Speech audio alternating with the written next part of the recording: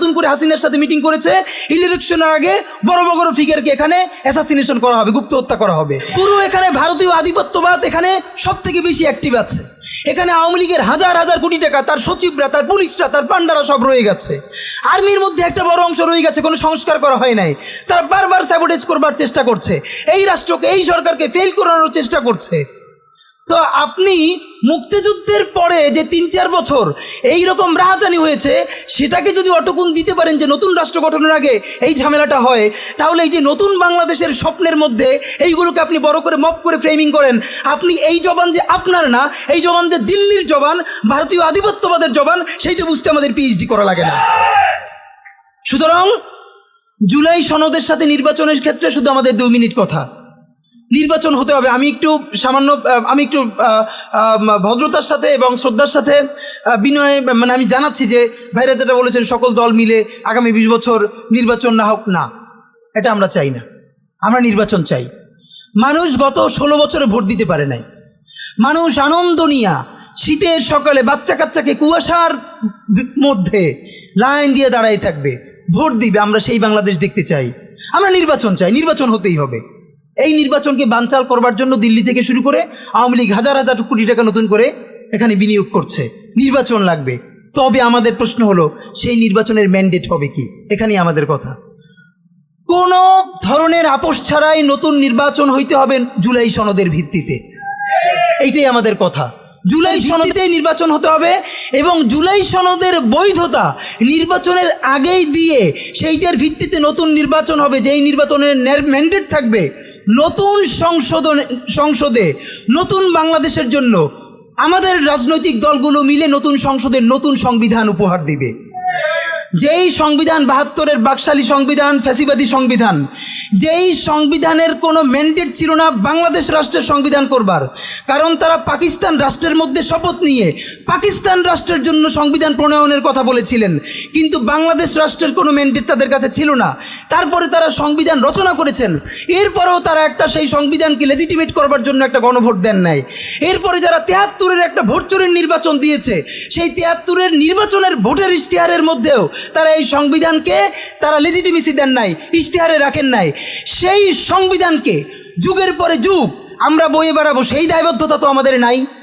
এবং সেই সংবিধান কেমন ফ্যাসিস্ট সংবিধান করা হয়েছে, যেইটার সাংবিধানিক ভিত্তি দিয়েই আপনি একটা কথা বলতে পারবেন। এই যে সবাই বলে আইনের কথা, বলেন তো পারলে একটা কথা, হাসিনা কোনটা বেআইনি কাজ করছে? না, হাসিনা একটাও বেআইনি কাজ করে নাই। সে সমস্ত হত্যা, গুম, খুন এই সংবিধানের আইনের ভিত্তিতেই করছে। সে এই সংবিধানকে ডাস্টবিন বানিয়ে তত্ত্বাবধায়ক সরকার বাতিল করেছে, যা ইচ্ছে করা তাই করেছে। এবার তো সে তো বেআইনি কিছু করে নাই, কথা তো সত্য।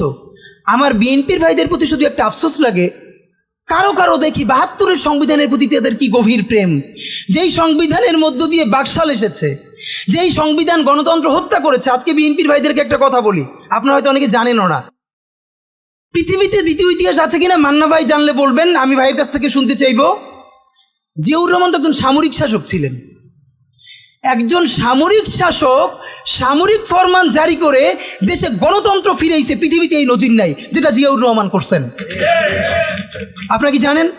এই যে জিয়াউর রহমান গণতন্ত্র ফিরাইলেন, যার মাধ্যমে আওয়ামী লীগও রাজনীতি করার সুযোগ পাইল বাকশালের পর, সেটা কিসের মধ্য দিয়ে? তখন তো সংসদ নাই, সংবিধান তো সংশোধনও করা যাইতেছিল না। কিসের মধ্য দিয়ে? জিয়াউর রহমানের সামরিক ফরমানের মধ্য দিয়ে। পৃথিবীর একমাত্র একজন সামরিক শাসক যিনি ফিল করলেন না, সামরিক পন্থা দিয়ে করা যাবে না, গণতন্ত্রে ফিরতে হবে। এবং দেখেন হাসিনারে এবং আওয়ামী লীগের চরিত্রটাই হলো এইরকম, এর যে একটু ভালোবাসে তার এসে হত্যা করে।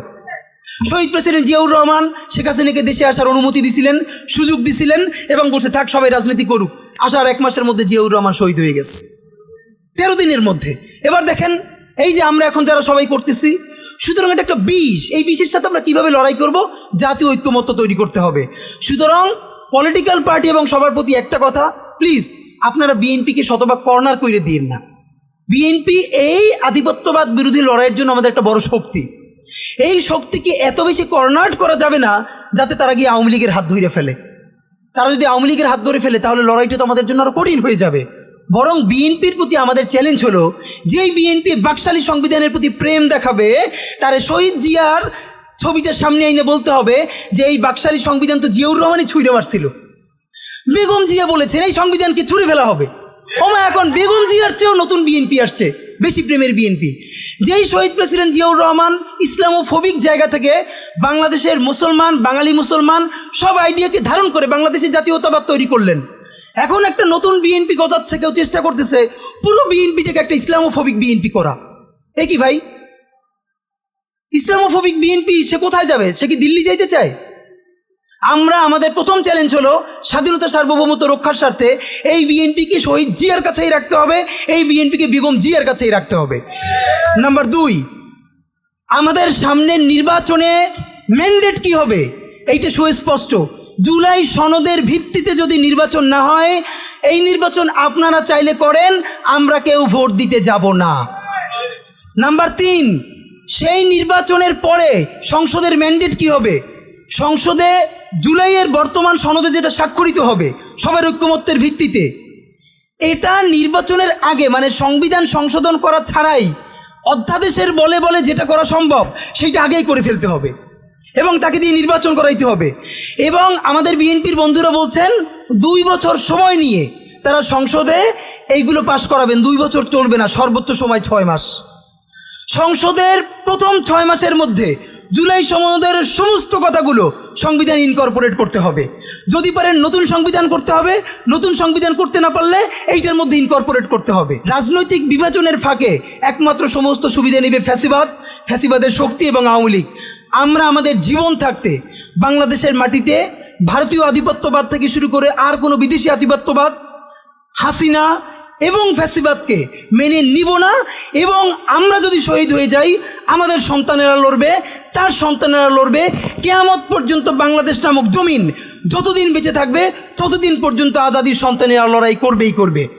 ওদেরকে স্কুলে, কলেজে, ইউনিভার্সিটি দিনের পরে দিন কাউন্সিলিং করা উচিত ছিল। আপনি কাউন্সিলিং করেন নাই, ওদের পুনর্বাসন করতে পারেন নাই, শহীদদের পরিবারের পুনর্বাসন করতে পারেন নাই। এখন এই ছেলে মেয়েগুলো দেখে যে এই রক্তের মধ্য দিয়া সে চিরতরে অন্ধ হইছে, পঙ্গু হইছে, এখন তারপর ন্যূনতম বিচারই শুরু হয় নাই, বিচার নাই, সংস্কার নাই। সে বরং দেখতে পাইতেছে সেই আগের পুরনো আওয়ামী লীগ জিকে বসতেছে, যাতে তার মনে হইতেছে সে যে এবার অন্ধ হয়ে বাইচে আছে সেটাও হয়তো বাইচে থাকতে পারবে না, এবার হয়তো তাকে হত্যা করে ফেলা হবে। সেই রিয়াকশনে সে কাউকে গালি দিচ্ছে। এই গালিকে আপনার এত অপবিত্র মনে হয়, কিসের সাথে তুলনা দেন? গত 15 বছর যার তুলনা একমাত্র জাহান্নামের সাথে হইতে পারে। তো আপনারা কি বুঝাইতে চান আমাদেরকে? এগুলো মনে করেন আমরা বুঝি না? নাম ধরে বললে পলিটিক্যাল পার্টিগুলো বেশি প্রেশার ফিল করে। আমার হেড বিভিন্ন টিভি থেকে ফোন করে বলে, ভাই আপনার সাথে তো অমুক দলের অথবা অমুক দলের কেউ আসতে চায় না। এখন এই জন্য আমার কি হয়েছে, তারা যাতে একটু ট্রাস্ট পান, একটু কনফিডেন্স পান, এই জন্য কথার উত্তর দিই না। আমার এক বড় ভাই টকশোতে বললেন, তুমি থাক, ওনারা মুরব্বী মানুষ, তুমি যদি 2 শব্দ কম বলো তোমার জীবন পড়ে আছে, কিছু হবে না। তো এই ওনাদেরকে 2 শব্দ কম বলতে বলতে ওনারা এমনই হয়েছে, ওনারা মাইনেই নিতে পারে না যে এই বাচ্চারা না থাকলে ওনারা যে এখনো জেলে থাকতো অথবা বাড়ি বাড়ি পালাইতো, এইটা ওনাদের ভুলেই গেছে 1 বছরে। তো সেই বাচ্চার গালিগালাজরে আপনার এত খারাপ লাগে? আমি বলেছি সমস্ত গালিগালাজ বন্ধ হয়ে যাবে। আমি এখন আপনারা চাইলে, আমার কাছে একাডেমিক থিসিস আছে কেন গালি দেওয়া যাবে। শুধু গালি দেওয়াই যাবে না, এই গালি কেন বৈধ এমনি তো বলা যাবে না, যে একাডেমিক থিসিস আছে। আমি আন্দাজে কথা বলি না, আমি একটা বিশ্ববিদ্যালয়ে পড়াইও। তো এইটা আমি বলতে চাই না, তখন আবার বলবেন যে এই গালিকে প্রমোট করে। কিন্তু হ্যাঁ, আপনার চোখের সামনে শহীদ রিয়াগো এর বুলেটটা ভিতর থেকে ঢুকে এরপরে পিছনের ওয়ালে গিয়ে লিখেছে, সে ওয়াল 2 ইঞ্চি ছিদ্র হয়ে গেছে। এই রাষ্ট্রের এমন কোনো লিখাল ওই কাছে, পুলিশের কাছে, বিজেপির কাছে ছিল না যেইটা সাধারণ নাগরিকের উপরে এই হাসিনা ব্যবহার করে নাই। আপনার বুকের মানিক আপনার সামনে বসে কলিজে ছিঁড়ে ওয়াল ছিদ্র হয়ে গেছে, তখন আপনি রবীন্দ্রসঙ্গীত গাইবেন? আপনি কি করবেন তখন? এখন মুশকিল হলো, এই গালি নিয়ে যারা কথা বলে তার কোনো সন্তান শহীদ হয় নাই, তার বাবা মাও শহীদ হয় নাই, কেউ অন্ধ হয় নাই, পঙ্গু হয় নাই, তাই গালি এত বিষ লাগে, আর আওয়ামী লীগ তার মধুর মতো লাগে। তো এখন আমি সর্বশেষ যে কথাটা বলতে চাই, আপনারা একটা মিডিয়ার ভাইয়েরা কাইন্ডলি চেষ্টা করে দেখেন, এই যে গৃহযুদ্ধটা হওয়ার কথা ছিল, হইল না, তো অশান্তি তো কিছু থাকবেই, আমরা তো রাষ্ট্র গঠন করব। এরপরও তো তুলনামূলক অনেক কম হচ্ছে। কেউ একটা মিডিয়া কেন বলতেছে না 1971-এর মহান মুক্তিযুদ্ধের পর 72 থেকে 75 বাংলাদেশে যেই পরিমাণ মব সন্ত্রাস হয়েছে, যেই পরিমাণ কেওয়াস হয়েছে, ইতিহাসে তা আর হয় নাই। তার সাথে জড়িত ছিল কারা? এই যে মুজিব বাহিনীর গুন্ডারা। আমার বাবা আমার মা বলেছে মুক্তিযুদ্ধের পরে যে অস্ত্রগুলো জমা দেওয়া হয় নাই, সেই জমা না দেওয়া অস্ত্র থেকে প্রত্যেকটা বাড়িতে বাড়িতে ছিনতাই রাহাজানি। আমার মায়ের আজকে এই কথাটা বলি, আমার মা বলতেছেন আমার নানা একজন সম্ভ্রান্ত আলেম, তিনি যেখানে থাকতেন মুক্তিবাহিনী এবং পাকিস্তান বাহিনী কেউই তাকে কখনো আক্রমণ করেন নাই তার সম্মানে। আমার মা খালারা বাসায় ছিলেন, তাকে পুরো এলাকাবাসীই দেখে রেখেছে।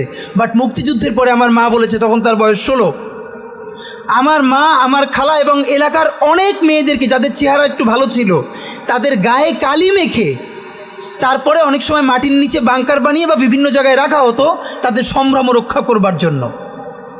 এই মুজিব বাহিনীর গুন্ডারা সেগুলো করেছে না? এমন কোনো চিন্তা নেই। ব্যারিস্টার ফুয়াদ ভাই সেদিনকে বলেছেন তার বাবা সে অসংখ্য সালিশ করেছে তাদের এলাকায় যে এই গুন্ডাগুলো মুক্তিযুদ্ধের পর বিভিন্ন জায়গায় ছিনতাই করতো, তারপরে এলাকাবাসী আইনে গাছের সাথে বাইধে রাখতো, এরপর এলাকার মুরব্বীরা আবার সব উদ্ধার কইরা মানুষের কাছে কাছে দিয়ে আসতো। হওয়ারই কথা ছিল একটা নতুন রাষ্ট্র, আইনশৃঙ্খলা বাহিনী প্রতিষ্ঠিত হয় নাই, প্রচণ্ড কেওয়াজ হবে, তারপরে নতুন রাষ্ট্র গঠন করতে হবে, আইনশৃঙ্খলা বাহিনী ঠিক করতে হবে, স্বাভাবিক তো। তাহলে মুক্তিযুদ্ধের পরের কেওয়াজ যদি আপনার কাছে মব না হয়, তাহলে এরকম তুমুল গণহত্যার পরে যখন গৃহযুদ্ধ হয়ে যাওয়ার কথা